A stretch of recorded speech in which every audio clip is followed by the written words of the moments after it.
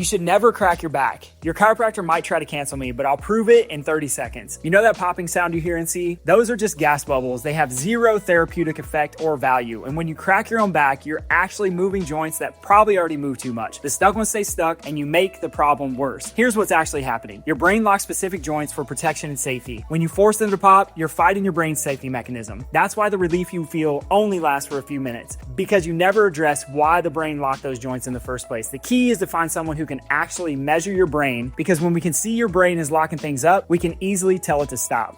Follow Dr. Daniel to learn more.